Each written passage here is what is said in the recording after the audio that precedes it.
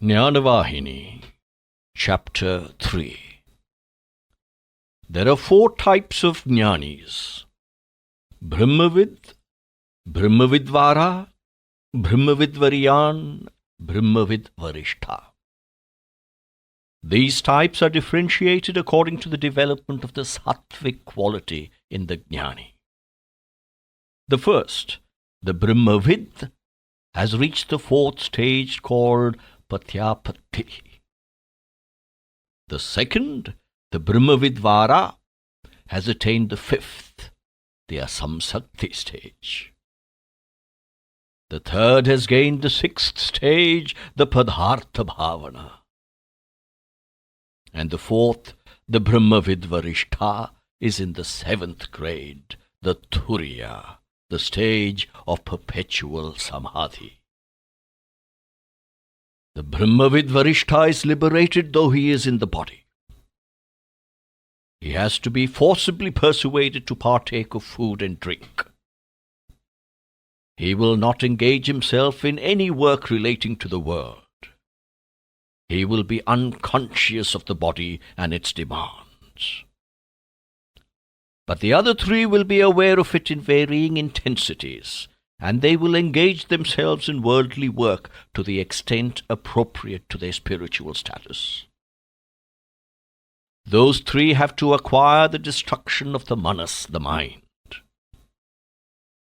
This itself is of 2 grades: Swarupanasha, the destruction of the agitations and even their shapes and forms, and Arupanasha, the destruction of the agitations only. Readers might be troubled by a doubt while on this point. They might ask, who are these who have conquered and wiped out the mind? Those who have neither attachment nor hatred, pride nor jealousy nor greed. Those who are free from bondage of the senses. Those really are the heroes who have won the battle against the mind. That is the test. Such heroic persons will be free from all agitations. He who has achieved Swarupanasha would have eliminated the 2 gunas, tamas and rajas, and he will shine with the splendor of pure sattva. Through the influence of that pure guna, he will radiate love and beneficence and mercy wherever he moves. In the Brahmavidvarishtha, the already liberated individual, even this sattva guna will be absent.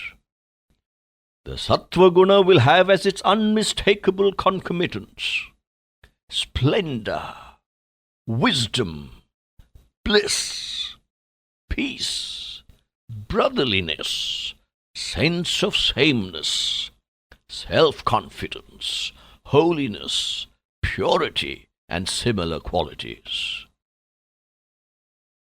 Only he who is saturated in sattvic guna can witness the image of the Atma within. It is when the sattva is mixed with the tamasic and rajasic that it is rendered impure and becomes the cause of ignorance and illusion. This is the reason for the bondage of man. The rajasic quality produces the illusion of something non-existent being existent.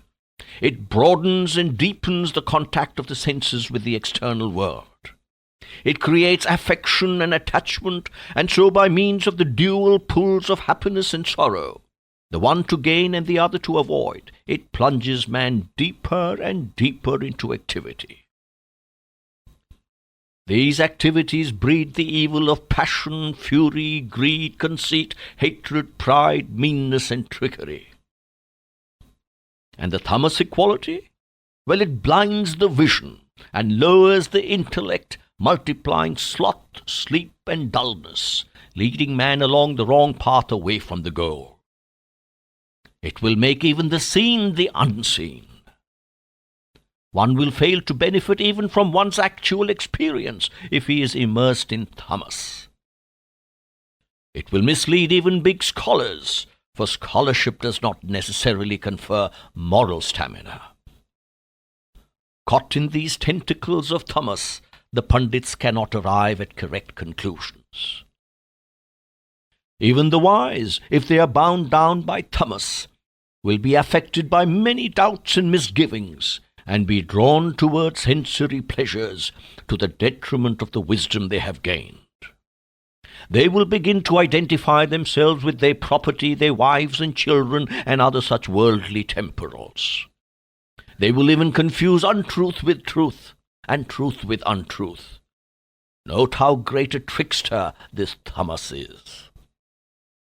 This power of superimposition that Maya has hides from the jivi or the individual the universal that he is. The Satchitananda, the being awareness bliss, that is his nature. All this Jagat, with its manifoldness, is born out of the ascription of multiplicity where there is only one. When all this evolution is subsumed by the process of involution or pralaya, the three gunas are in perfect equilibrium or balance. This is the stage called gunasamya avastha. Then through the will of the super will or Ishvara, the balance is disturbed and activity starts, leading to consequences which breed further activities. In other words, the world originates and develops and unfolds. This is the stage called unbalanced or Vaishamya. Thus, from the subtle inner conscious and subconscious to the gross outer physical body, everything is due to Maya, or the power of superimposition of the particular over the universal. That is the reason why these are referred to as anatma, that is, non-atma. They are like the mirage which superimposes water over desert sand. It can be destroyed only by the vision of Brahman or Atma. The affection that one has towards one's relatives, the satisfaction one gets when one secures the things craved for, the happiness one gets when one utilizes such things, all these are bondages which the consciousness imposes on itself. Even sleep and dreams are such agitations which have to be overcome before the Atma can be well visualized and realized.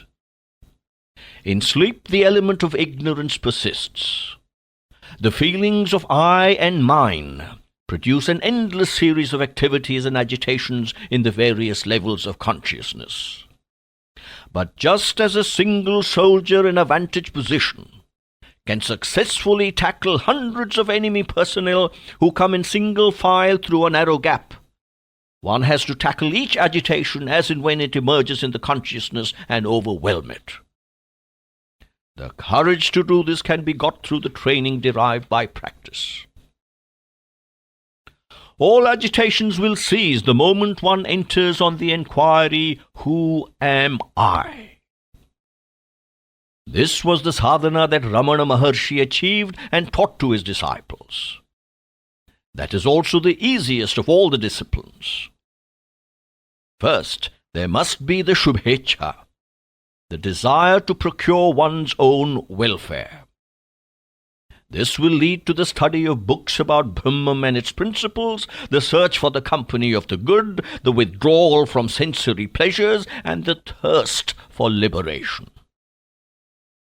Even the Mahavakya, the profound spiritual truth, Aham Brahmasmi, I am Brahman, has a trace of ignorance sticking onto it.